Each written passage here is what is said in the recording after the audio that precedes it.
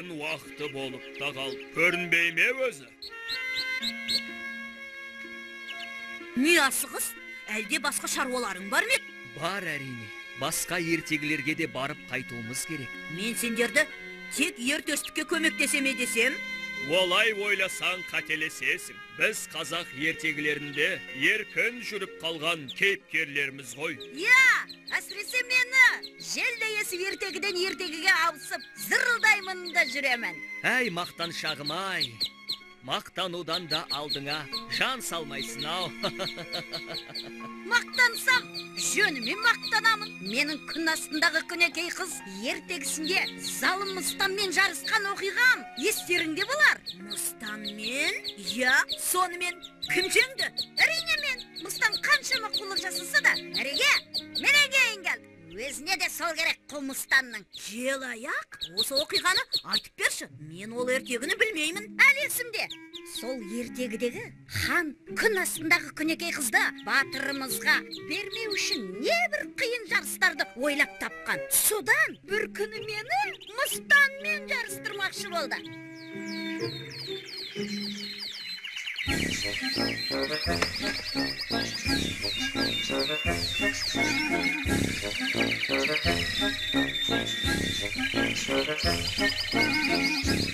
Ал мен болсам, жарыс алдында денемді қыздырып алайын деп, күнге қыздырынып жатқан едім, жаныма Мыстан жетіп келді. Желаяқ жан, шөлдеген жоқсың ба? Жарыс басталмай тұрып, су ішіп алайын десең, мен жүгіріп барып әкеле қояйын.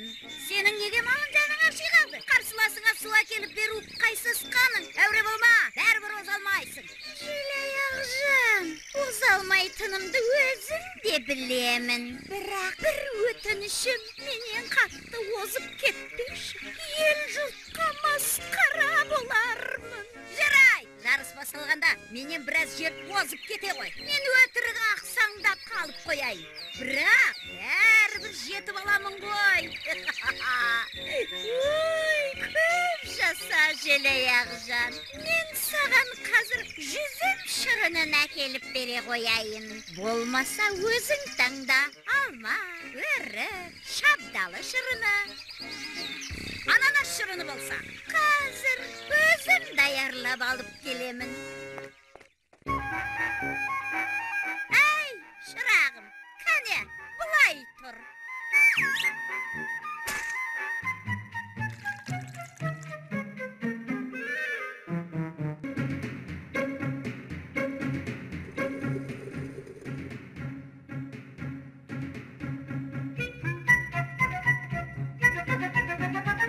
Рахмет, Мыстан. Ал енді бара бер, өтінішің орындалады. 40 шақырымға жүгіруден жарыс басталады. Мыстан мен Желаяқ қатысушыларды ортаға шақырамыз. Не болып қалды? Желаяқ жан, әлде сусын ұнамады ма? Дайындалыңдар, кеттік! Желаяқтың көзі ұйқыға толып, жұмылып барады.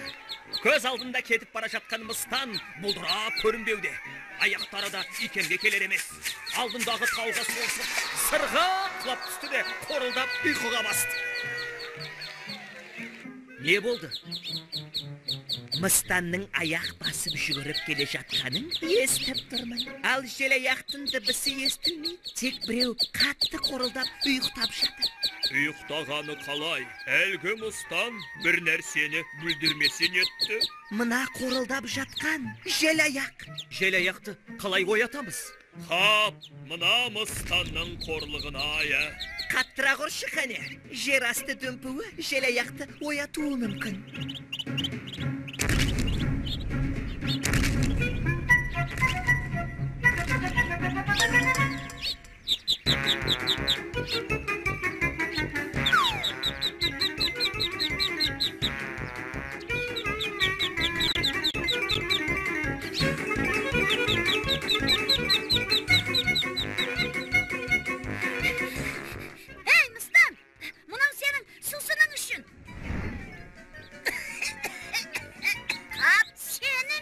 Аяғың сыңғыр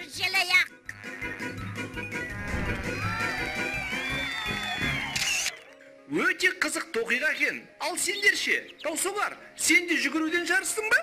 Жоға, мен онша жүгіре алмаймын ғой. Оның үстіне тез шаршап қаламын. Ал балуандармен белдесі көш сынасу менің сүйікті ісім. Сондықтан да ханның өгіз балуанымен белдесуге мен шықтым.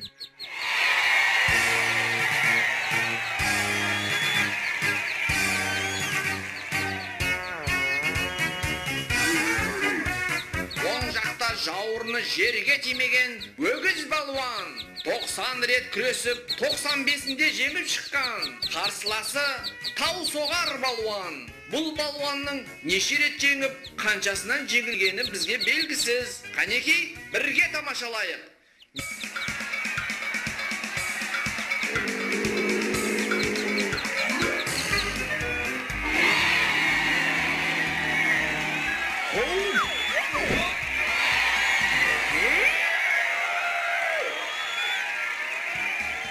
Не деген күш, өгіз балуанды бұзау құрлы көрмеді ғой.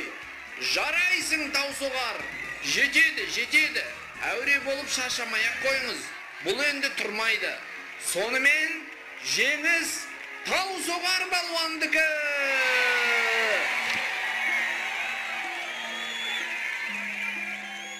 Осылайша мен де күн астындағы күнекей қызды алып кетуге өз көмегімді тигізген болатынмын. Бірақ хан тағы да уәдесінде тұрмады.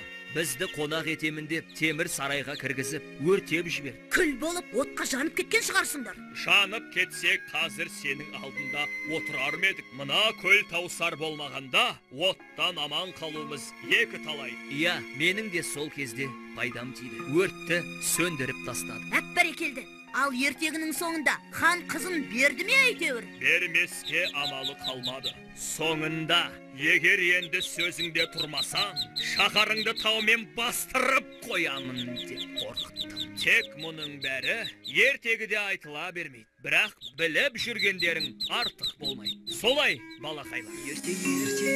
Ертеде, ешкі жүні біртеде, ертегі айтып бермесең, ұйықтамайтын еркелер сандығымды сиқырлы сендерге арнап ашайын.